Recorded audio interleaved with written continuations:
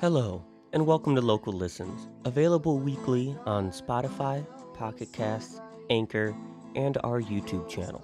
On this week's episode, we have Gray Taylor from Bremerton. We talk about Cats the Musical, Gray's large collection of instruments, and being an essential worker in an assisted living center. We also talk about their new dog Moose, and stories of performing intoxicated.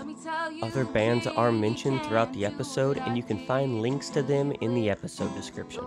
Hello, everybody, and welcome to this week's episode of Local Listens. I'm so glad you all could join us. I am Bailey of Bailey Ukulele. And I'm Shane from Sanatorium Hill, and we have... Gray! Yay! We have been talking about this episode for a very long... since the beginning, probably. Yeah. I'd say. It's always fun to have friends come on. Yeah. I'm excited. That's cool. So, how long have you been playing music? Since, truth be told, from the beginning of the Gray days, my mother told me that we used to have Cats on VHS, and we would pop it in the TV with the VHS built in. And I would dance around the house and sing to Cats. So I feel like that's the beginning of my career. Ah, the good version of Cats. Right. Actually, I think it was the Broadway version that we had. Nice. I remember watching that as a kid. Yeah, me too. So much better than that CGI nightmare they the new one. Yeah. Dude, that looks so weird. Yeah. It is, and Judi Dench is in it, and she looks funky. They all look weird. Yeah. They casted some weird people for that movie. Yeah. So weird. So are you in any projects now, or are you doing only solo stuff? I am currently bouncing around. I like to jam with lots of people. Right now, I kind of have an electric project going on with some hardcore punk, with Frank and Joy. Oh. Damn. I'm tripping balls over here right now. You can't see kind it, of got some secret hardcore punk stuff going on. Ooh. And yeah, I'm just doing mostly solo stuff, trying to learn some more guitar. I wrote a few new songs during the pandemic. I'm just, I'm bouncing around, trying to see what I want to do. There you go. All right. That leads into the next question. What band is Frank not in? Generation Decline. Yeah, I guess. The only band he's not in. Only one. He's got, what is he in? He's in Viveka. He's in Republicans on Welfare. He does, we don't have a name yet, but... yeah, he's in almost every band. It's insane. The weird thing about Frank is... Back when I was in high school, back in Wisconsin, I used to skip school and go down and make sure I was in Kenosha to catch a Republicans on Welfare show that night. So you could go see Frank play? Yeah, I was seeing him play years ago, and then I move out here and I played a show at the bomb shelter, and I'm like, what the fuck are you doing out here? I know. Yeah. That's so weird that you guys all traveled from Wisconsin. Yeah, the scene out here is just only lived in the West Coast or from the Midwest. It's fucking weird. Yeah. Yeah. It was really funny too when we were doing when they had the big Punks in the Webs live stream. We were watching the Republicans on Welfare set. And I remember watching it, and Shane goes, "Oh yeah, I forgot Frank was in that." And I was like, "Frank's just in every band." And then the next video after that was Kelsey, and then Viveka was on Sunday. I'm like, "Oh no, I was kidding, but no, really he is." Yeah. He plays in the band that we're doing right now. He plays drums, right? But then he'll play guitar, and then he'll just bounce around, and then we'll jam, and he'll play bass, and then he'll pull out a trumpet, and he'll start playing the trumpet, and I'm like, what the fuck are you doing? Well, Gray, how many instruments do you play? I would consider myself a jack of all trades, but a master of none. I play ukulele, I play guitar mostly, I play bass, was the first instrument I ever picked up. I play piano, I play mandolin, we have a banjolele, I play a little bit of banjo, and I just play like a bunch of little stuff. Mostly I try to stick to like string instruments, mostly guitar. Okay. Love of my life. I can't stay away from it. I have like just sitting in my house currently, I have about 3, and I asked Mitch the other day, I said, "Can I get another one?" He's like, "Nope." I was like, "Why not?" I was like, "There's this one, it's purple," and he's like, "Nope." We need space for other things. No, we don't. I have my eye on this beautiful Luna guitar. I've had my eye on it for a while, and I was like, "Please let me get this." And he's like, "If you get rid of one other instrument, then you can get this one." And I said, "Nope." Oh, that Yeah, like, wait a minute. You can't get rid of an instrument. that beats the That's not how that purpose. works. Well, the majority of the instruments that sit in the corner of my house are all guitars. I have like 2 acoustics. I have an electric guitar, and then I have my ukulele and my mandolin and our bass and all of our amps. And Mitch has his bass. He plays violin too, so he's got his violin. We're just like our house is crazy. It sounds amazing. That sounds like a Too good much. kind of crazy though. It's too much. And then we got like the washboard and stuff. And the one thing I cannot play is the drums. Uh-huh. It's hard. Yeah, I feel like I'd be good on the cajon just because like it's one thing and you just slap it. But a drum set, no, not happening. I can play the drums, but it's been very difficult for me to play because I switched to ukulele like years ago and never really went back to drums. So now every time someone's like, "Playing the drums," I'm like, "Right, how do I do this again?" Right, movement. Move your hands. The left foot does this and the right foot does something else. What? Too much. I need to count? While your hands are also moving. Yeah, it's very confusing. That's too much for me. Yeah. So, how has the pandemic been for you? Like, since, like, are you working at all right now? Yeah, so I'm actually an essential worker. I work. So at the beginning of the pandemic, I worked in an assisted living center. I'm a cook. Gotcha. And so I worked throughout that. But then because of the pandemic, things got pretty crazy, and my facility ended up losing a lot of money. So because they were quarantined into their rooms, and we had to do boxes. So they hired this manager that was just trash. Like, she was so mean.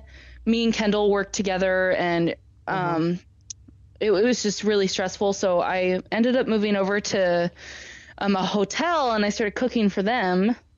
But then the pandemic hit even harder, and then they stopped letting restaurants be a thing. So I lost all my tips, I lost all my hours, we lost all of our events. So I ended up going back to the assisted living facility, and I said, "I will come back if you give me a raise and you give me full-time hours." And they said, "Okay." So now I've been there throughout the rest of the pandemic, and we've gotten lots of COVID cases. Luckily, no one has gotten extremely sick.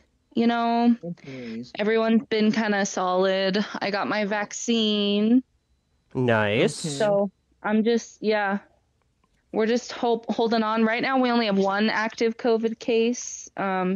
Probably at the worst throughout this, we had about 6 at a time. And we had a huge quarantine. I had to dress in PPE just to even serve food. And Wow. You know, so you were right on the front line. Yeah, no kidding. Yeah. I was pretty close. I get tested every week. Luckily, I haven't been, I've been exposed, but I haven't caught COVID yet. I mean. But I've been pretty close. They put me in isolation for a couple weeks after we had a big breakout. Wow. Just to make sure that I didn't get COVID, and I didn't. Nice. There you go. I didn't get COVID yet. Well, let's hope it stays that way. Yeah, I hope so too. I do have my vaccine. You know, you could still get COVID on your vaccine, but I won't die from it. Yeah. One thing we don't need is friends dying out here. Yeah, please no. Yeah. I'm not ready for that phone call yet. Yeah. No, thank you. COVID's pretty scary. I live in an apartment complex, and my upstairs neighbor, she's an EMT, so she was right on the front lines, and she got COVID pretty bad. She had to get a heart monitor put in place. Oh, wow. Whoa. And she's out of work now. And my upstairs neighbor, he died Holy shit. from COVID. So it's been really wild over here in Bremerton. It's been super crazy. All my cousins have COVID right now. They're pretty sick. Oh, God. Whoa. I know. Behind the scenes. Yeah. Jeez. I know. Kitsap's crazy. We have so much foot traffic because of the shipyard. You know, the shipyard's coming in and out. All the people coming from Seattle. Even if we're wearing our masks and stuff, our population control is just, you know, it's just horrible. So it's just people everywhere. And then idiots not wearing their masks, you know. Yeah. Not socially distancing. Yeah, I know that all too well. There's too many people being stupid. So, Yeah. There's just like, because I take the bus to work every day, and I swear, almost every single day, there's at least 5 people on the bus that pull down their mask once they get on the bus. And I'm like, are you kidding me right now? Like, everybody else has a mask on. Yeah.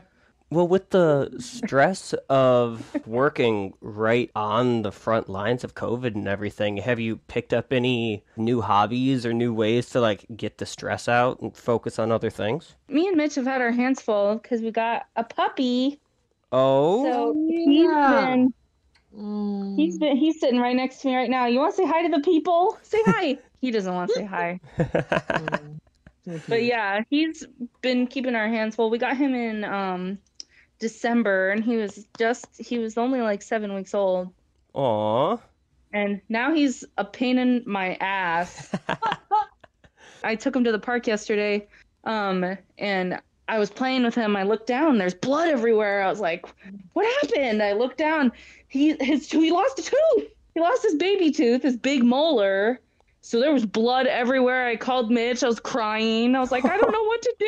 And he was like, I showed up at his work, and he like walks out. He's got rubber gloves on, and he totally saved the day. And he looked inside the mouth. He's like, open your mouth. He looked inside and he's like, oh, you just lost a tooth. Aww. I was like, oh my God. I was gonna say, if you like found the crazy. tooth, you better have kept it, because like make a necklace We out have of that one or of his something. other ones. Yeah, We have his little canine tooth. Aw. We're just, that's cool. yeah, he's still losing a bunch of his teeth. He's only about, I'd say like 5.5 months now. Oh wow. He's still tiny. Pain in my ass though. Yeah, we ended up getting a dog here. She is 3 years old. She's this black lab that we rescued from a farm. They were like desperate to get rid of her because she supposedly like ate one of their chickens, but we can't even get her to play rough with her toys, so I don't think that ever happened. Yeah.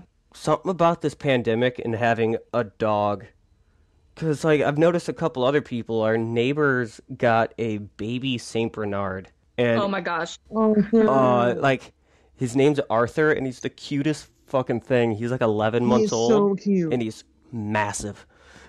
Yeah. But yeah, like COVID's bringing out the puppies, I guess. Yeah, I love it. Yeah.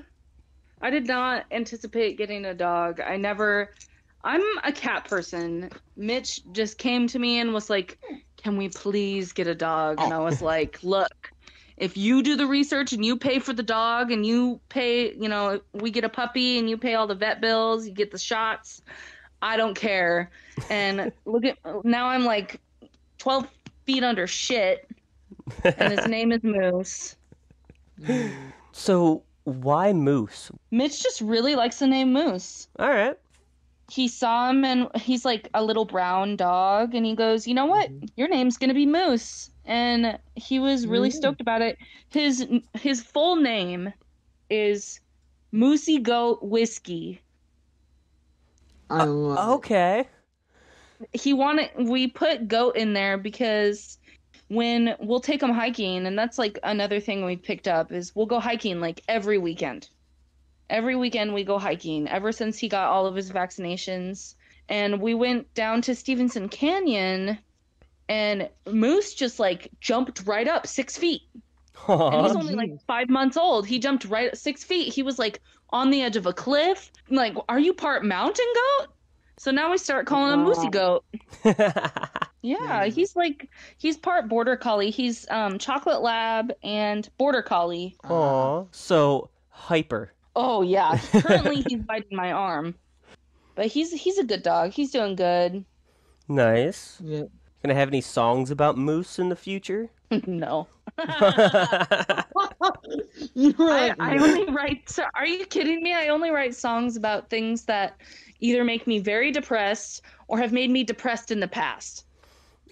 I don't think I've written like one song about something that makes me happy, and it's about Mitch, and that's it. And it's called "Piece of Shit." I love that song. Like, I know. Okay. Oh, that's awesome. Yeah.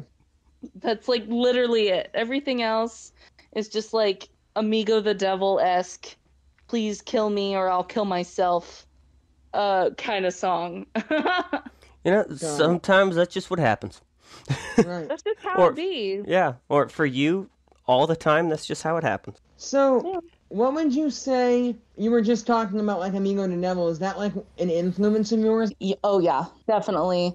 My top influences with, like, my folk stuff is, for sure, like, Amigo the Devil, First Aid Kit. I love First Aid Kit. Yeah. Top 10. Like, Courtney Barnett, like, that rhymey acoustic music.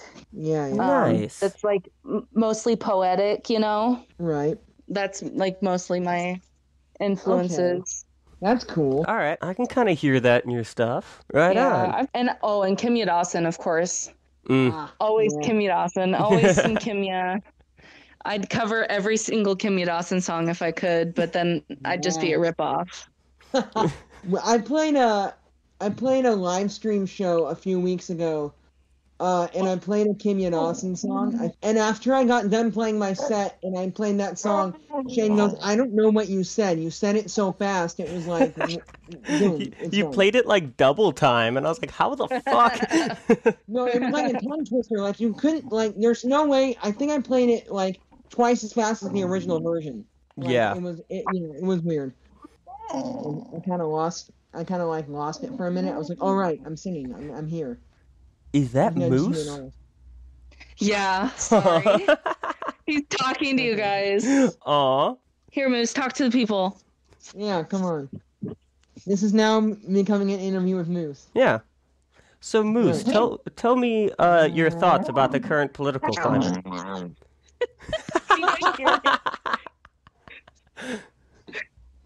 He's so funny. He'll chase his tail, and he'll just like, he's talking right now.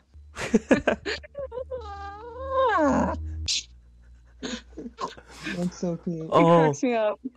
I love that. That's so cute. That is awesome. Moose should be a part of the band now. Moose is gonna sing a bunch of songs with you. Speaking of times that I didn't even think I was there, when I was playing, Bailey was talking about, I remember this one time I played a show for Lydia's birthday. Oh, yeah. And I don't know if I'm allowed to talk about this, but I was highly intoxicated on some fungus. And okay, well, I was highly intoxicated, and I remember sitting down, and I couldn't even see my guitar. Oh, wow. I couldn't see my guitar, and but I kept playing, and it was like by far one of the best times I've ever played. And I remember looking across, and Al is totally vibing. Like, oh, yeah. Al was like out of this world, and then Al starts crying, and I look over, and I'm like, oh my, are you okay? And Al was like, that was beautiful. I was like, I'm sorry. Al gets really emotional on fungus. Like, Al literally, like, I know. becomes another person. It's great. I was also playing that show, and so at the end of the show, I told Al, let's do House Cat, and I was like, yeah, let's do it. And we did it, and we got to the speech, and Al just went off for, like, I swear, like 2 minutes and cried the entire time. And I was like, Al, that's the best speech you've ever given for House Cat ever. Like, nothing will ever top it. That was Yeah, and then like, you just don't remember what you said. That yeah, happens to me and all then the Al time. said, I can't do that Because again. it's I'm like like, perfect no. in the moment. You completely forget everything and you're like, oh my God, like that was beautiful. Yeah, But I will no, never it was, remember it. Yeah. I was crying myself. Like, after Al said that, I started to cry. I'm like, oh my God. Like, Al, calm down, man. Like, you're going to get us all, we're all going to start crying. Oh, Like, Al. I know. I think Yeah. I did cry. I don't remember. I Yeah, remember. I'm pretty sure I was really drunk that night, and I'm pretty sure I did cry. I remember getting memos at like 3 a.m. Oh, yeah. because someone was like, "I'm starving," and I was like, "I'm hungry too. Let's go get memos." And Yeah. someone drove us. Man, pre-pandemic, I miss going to shows. Oh, yeah. Yeah, me too. I miss it so much. I was just thinking about this. Remember, Gray, when you did the speech for me, you were still in Inebriated Individuals at the time. You really No, expect that- somebody in a band called Inebriated Individuals to remember them playing? Yeah, right. Like, Yeah, no. Any night that Inebriated Individuals played, Wow. I was looking back because our Facebook page is still up. But I saw some pictures from like when we were first playing, and I was Yeah. like, I looked over at Mitch and I said, "What night was this?" And he's like, "You don't remember?" And I was like, "No, what night was this?" And he's like, "That was Halloween." And I was like, "Oh." Oh. Like Halloween, right? like, of course. Uh-huh. Yeah. And the name just like it lowered our standards, because if your name is has inebriated in it, then people are gonna think, oh, they're not that great. So like if we did fuck up, it wasn't the end of the world. Yeah. If we fucked up, it was like, oh, it's fine, they're inebriated. Yeah. Of course they are. I gotta say, the funniest Inebriated Individual story I have is when we played the Valley that one time, and you guys were underage, and you guys couldn't go in. And so, like, we would just go outside and, like, hang out in the parking lot when you guys, while we were, like, waiting for the other bands to, like, play and stuff. Because, like, it I was just... remember that. Yeah, and it was freezing cold. We were in Nessa's car. You came out, and you gave us a bunch of booze, and then you were like, I'm sorry, you can't come in. And then you went That's back right. inside. I went to the convenience store, and I got them, like, a giant can of, I think it was, like, Busch or something. And I was like, here, have some coffee, get in the car. And they were like, what is this? And you opened it, you were like, oh my God, yes. And you guys like ran. You can't come in, but Yeah, it was so ridiculous too, because we get in there, right? And it's by the time we get in there, we've been waiting for probably like 4 hours. something like that. We get in there, we're playing, and the people that were at the bar were like, oh, look at these kids play, right? And then we just fucking played like the best show ever. Yeah. Like we kicked really ass. did. We played awesome, and they were like, oh, that was actually pretty good. And I was like, fuck you. Except for, like, our friends that showed up to the show, everybody else, like, hated the show. They were like, everyone sucks, like, no one's good. And I was just like, what the fuck? Like, I play here all the time. Like, what the fuck are you all, like, you all need to get the fuck out, you old people. Like, no offense, but none of you are vibing, then leave. That was a really weird night. Then we showed everyone up and played the best show ever, like, 2 weeks later at Grandma's house in Olympia. Oh, yeah. Oh my gosh. Except for, well, my only complaint is that it was dirty. Like, you could tell that punks live there. I mean, not every punk house can be like the fucking Murder Mine, which is like the cleanest punk house I've ever seen. Oh, yeah. I went to one show at the Murder Mine, and as soon as I walked in, I was like, I'm at, like, a 5-star punk resort. This is weird. I was like, what is going on here? This is too nice.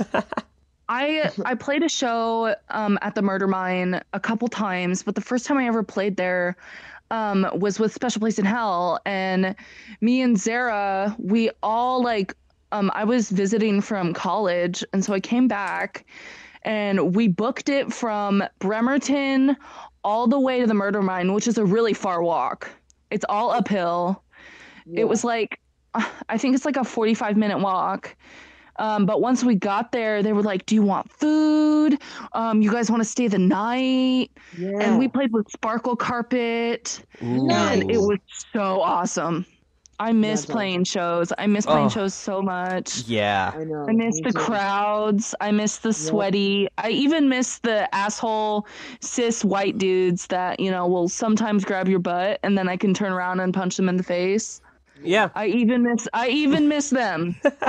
So, Gray, you've mentioned Special Place in Hell, which was the first group I remember you playing in, like, after I moved out here. And then Inebriated Individuals. I know you've done, like, a couple shows where one member of Are They Brothers was missing and you hopped up and kind of filled in. What other groups have you been in? I'll jump in sometimes for Tambo for sure when Tambo's like working or whatever. There's been a couple times. Mostly that's it. I'm trying to do some more stuff, but I don't know. We'll see. Yeah. Mostly my solo stuff. Nothing compares. I really miss being an Inebriated. Those were fun days, but was there like any real reason why Inebriated split up, or was it like I know Nessa went back up to Alaska? Yeah, that was pretty much it, and it was like up in the air, like whether or not we were supposed to be going up to Alaska to see Nessa, or Nessa was coming back down. And now Nessa went back up, as far as I know, Nessa went back up to Alaska to go take care of her Nana. And now she is traveling and was in Washington, D.C. protesting for Black Lives Matter, all that fun stuff. Oh, yeah. And then Kendall got married. Oh. Right. So, yeah, Kendall's married. She lives in Lakewood now. Wow. And me and Mitch live in Bremerton. Well, there you go. All right. People just grow up. We grew up. Yeah. We're not allowed. So, you've also mentioned, like, the show at the Valley and the show at Grandma's house of being great shows you've played. What are some, like, stories of just horrible shows? Oh. Oh gosh. I remember Punks in the Woods. Okay. Punks in the Woods. We were supposed to, so we got there 2 days early. So Punks in the Woods starts Friday night. We were supposed to play 11 p.m. Friday night. Awesome slot, first of all. Yeah, this is Inebriated. Yeah. We're raging. We're doing our thing. And the day before, Kendall tells me, hey, me and Brooks, her husband, we're going to take 4 tabs of LSD. I was like, okay. So early that morning, she's like tripping all day, obviously. She's tripping all day. Me and Mitch are like, me and Nessa and Mitch are all trying to like mentally prepare. Okay, we have to play at 11. So we're like trying to pace ourselves. I did end up taking a little bit of fungi. 10 o'clock comes around and Kendall's asleep. And I go, Kendall, you got to get up. We have to play in an hour. And she's like, oh, whatever, I'll be up. Oh, I'm like, no, you got to get up. We have to practice. So then it's like 10:45, right? I'm like, me and Nessa are in Kendall's tent. You need to get up right now. You need to get up. We're playing in 15 minutes. She's like, shit. So she gets up, and I've never seen her like spring back so quickly. She was like, all right, I got to put my game face on. And then she was up just the rest of the night raging, and we played an awesome set. You did. Elle and I were dancing in the crowd the entire time. It was fantastic. It was just the anxiety of it all. Like, oh my gosh, she's not going to be able to play. What are we going to do? Yeah. Like, she's like super intoxicated, and I guess that's just the fear with any show, but I don't think I have any super bad memories of playing with Inebriated. There was my favorite time I ever played was we played this fest in Olala that our friend Eric runs, and it's called Olalapalooza, and the stage is set up where there's a zip line, and the zip line is about like 100 feet away or whatever, and it goes right down onto the stage. Oh, that is awesome. Yeah. So when you're playing, people are ziplining down, and while people are pitting. And so we played at like 7 o'clock or something like that. And we got there the day before because there was a thunderstorm. And so me and Kendall were sleeping in the back of my truck. And I remember just there being beautiful like lightning and thunder just everywhere. And then the next day, Nessa showed up and we're like just completely intoxicated. And just all day we were just totally raging. The people, a bunch of people from Bremerton showed up. I think some of the truck bed boys might have been there. Yeah. Yeah, it was so fun. And that sounds like a good time. I just remember falling asleep in a hammock at like 6 a.m., waking up the next day. After that, we went to Fremont, and we played a show with JC with This Machine Kills Gods and a couple other bands. I think it was HeartRot. Yeah, we played with HeartRot and This Machine Kills Gods at Gasworks Park. So we hung out in Fremont all day. Hell yeah. Was that the spookiest folk thingy, or was that something else? No, it was something else. Okay. Yeah, and Ralph, I think Ralph was with us too. Yeah, Ralph was like, we all squeezed into Nessa and Dante's car. It was really fun. We had Kendall's rat with us. So Kendall's rat was just chilling, and we were just going, and we went on this little tour. It was so fun. That's awesome. But yeah, thank you so much for spending some time. Here we have a song Gray sent to us entitled You're Through.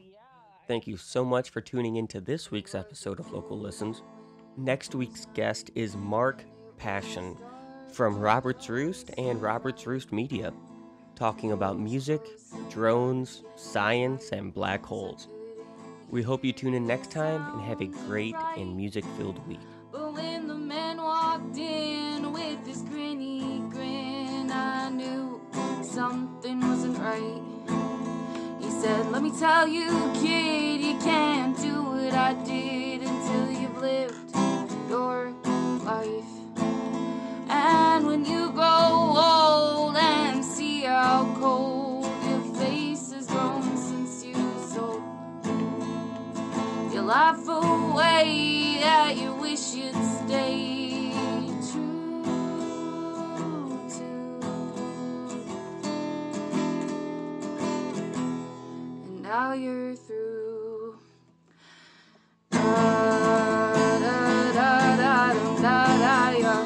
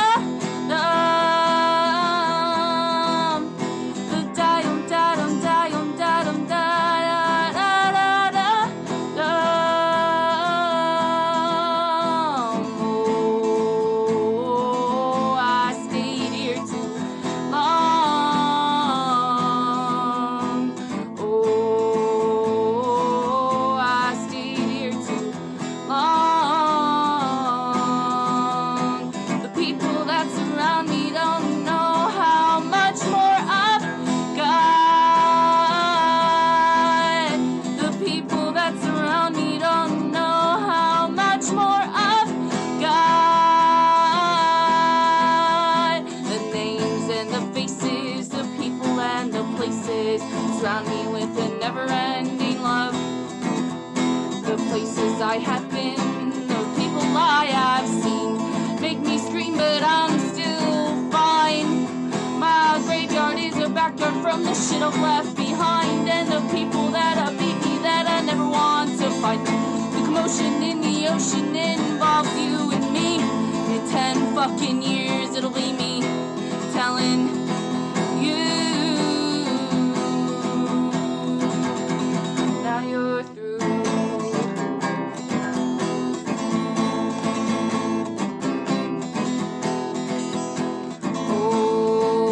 Oh, I stayed here too long.